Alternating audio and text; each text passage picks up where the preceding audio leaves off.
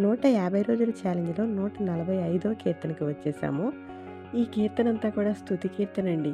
దేవుణ్ణి స్తుతించే మాటలు మన నోటి నుంచి వెలువడుతుంటేనే మన శరీరము, ఆత్మ శుద్ధీకరించబడతాయి. నాతో పాటు ఈ స్తుతి కీర్తనలో ఏకీభవిస్తారా?